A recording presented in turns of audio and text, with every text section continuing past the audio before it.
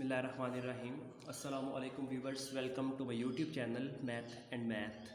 इस वीडियो में हम सॉल्व करने जा रहे हैं एक्सरसाइज 2.9 क्वेश्चन नंबर 1 का पार्ट 3, जिसमें हमने इंटरवल्स डिटरमाइन करने हैं और उसके बाद देखना है जो फंक्शन गिवन है ये इंक्रीजिंग है या डिक्रीजिंग है। तो सबसे पहले अगर इस फंक्शन की डिस्कस किया जाए तो ये जो फंक्शन है ये पॉलिनॉमियल फंक्शन डिग्री 2 का है, जिसको हम क्वाड्रेटिक भी कहते हैं।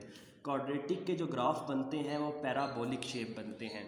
तो इसका जो ग्राफ बनेगा वो कैसा नज़र आएगा, आपको थोड़ा सा उसका आइडिया दे देता हूँ। ठीक है, तो इसका ग्राफ कुछ ऐसा बनता है।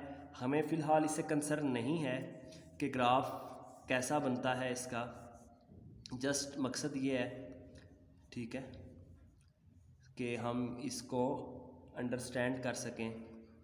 तो यहाँ पर लेट्स सपोज ये पॉइंट्स आ गए 2 -3 और -4, ठीक है। तो इसका कुछ ग्राफ ऐसा बनता है, यहाँ पर करके मतलब -1 और -2 के दरमियान में एक पॉइंट आता है -3/4, जिस पर x की वैल्यू होती है। ये इसका वर्टेक्स होता है पैराबोला का, जहाँ से इक्वल यहाँ पर भी इंक्रीज़ और यहाँ पर भी इंक्रीज़ होता है। -1 से होते हुए ये इस तरह करता करता यहाँ पर चला जाता है, जबकि यहाँ से ये ग्राफ -2 से गुज़रते गुज़रते यूँ ऑनवर्ड चला जाएगा। तो जिस तरह इधर ग्रोथ होती है उसी तरह इस साइड पर ये थोड़ा सा यू शेप में होता है। हमने इसको ज़्यादा चोंच टाइप इसकी बना दी है, चोंच नहीं होती यहाँ से, बल्कि ये इस तरह करके यू शेप में ग्राफ होता है। तो ये पैराबोलिक ग्राफ इसका ऐसे बनता है, ठीक है। ये जो वर्टेक्स है ये x इज़ इक्वल टू -3/4 और y इज़ इक्वल टू -1/4 पर ये ग्राफ होता है। तो हमने फाइंड करना है कि जो आपके पास फंक्शन गिवन था, ये ग्राफ आप बेशक ना बनाएं, कोई फ़र्क नहीं पड़ता। जस्ट हमारी यहाँ पर मेजर कंसर्न है कि हम समझ सकें कि ये जो फंक्शन था इसके अंदर हमने इंक्रीजिंग और डिक्रीजिंग फाइंड करना है। तो उसका ग्राफ कुछ इस तरह का नज़र आएगा।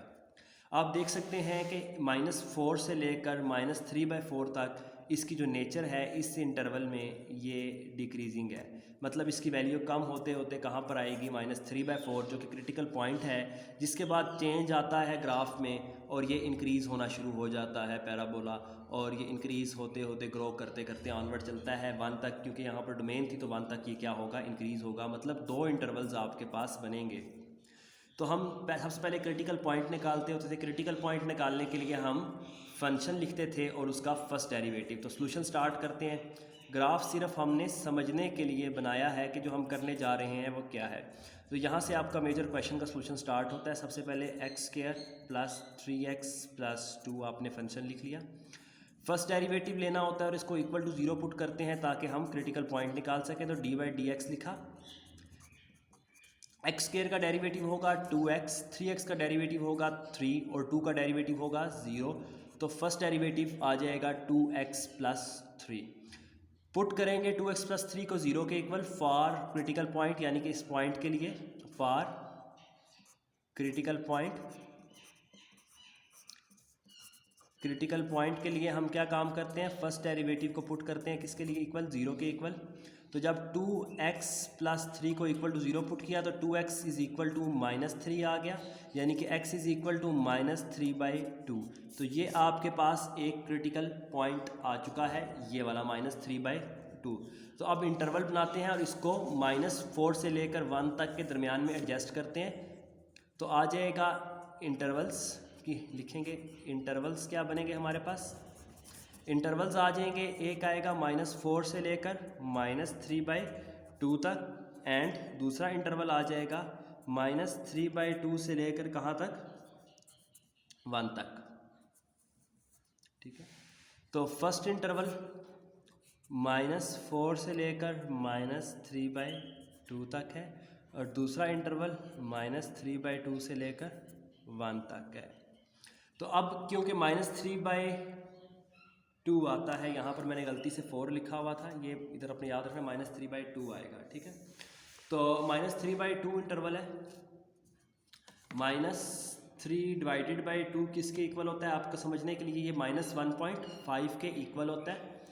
तो -1.5 और ये है -4, तो -4 से लेकर -1.5 तक कोई एक पॉइंट सोच लेना। तो मैं इसमें कंफर्टेबल होते हुए फर्स्ट डेरिवेटिव के लिए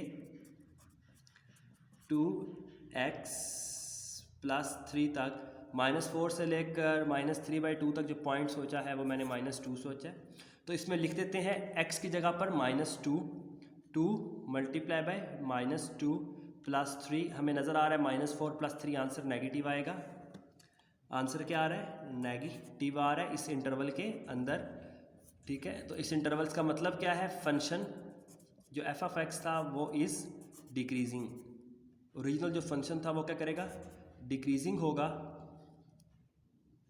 डिक्रीजिंग इन इंटरवल -4 से लेकर -3/2 तक। अब चेक करते हैं यहाँ पर फंक्शन की नेचर क्या है, आया वो इंक्रीजिंग है या वो डिक्रीजिंग है। 2x + 3 यानी कि -1.5 से लेकर एक नंबर -1.5 से लेकर 1 तक, -1.5 के बाद -1 आएगा, -1 के बाद 0 आएगा एंड सो ऑन। तो हम x = 0 ही पुट कर लेते हैं क्योंकि इसके दरमियान में ये लाई कर रहा है। तो 2 × 0 कोई भी पॉइंट आप लिख सकते हैं। तो 2 × 0 + 3 आंसर क्या आता है? पॉजिटिव, क्योंकि 0 + 3 पॉजिटिव 3 आता है तो आंसर पॉजिटिव आ रहा है, इसमें माइनस साइन नहीं आ रहा। इसका मतलब क्या हुआ? Function is increasing, function is increasing. Function की वैल्यू क्या होगी? इंक्रीजिंग होगी।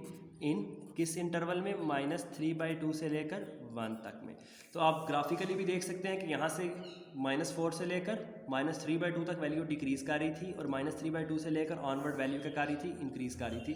तो ये पैराबोलिक इसका ग्राफ बनता था और हमारे पास मतलब ग्राफ की तो ज़रूरत नहीं थी, हमें सिर्फ फर्स्ट डेरिवेटिव निकालना है, 0 के इक्वल पुट करना है, वहाँ से क्रिटिकल पॉइंट आ जाएगा जहाँ से चेंज आना शुरू होता है और उसके बाद हमने वो इंटरवल्स बना लेने हैं और इंटरवल्स में से एक पॉइंट पुट करके देख लेना है वैल्यू डिक्रीजिंग है या वैल्यू इंक्रीजिंग है।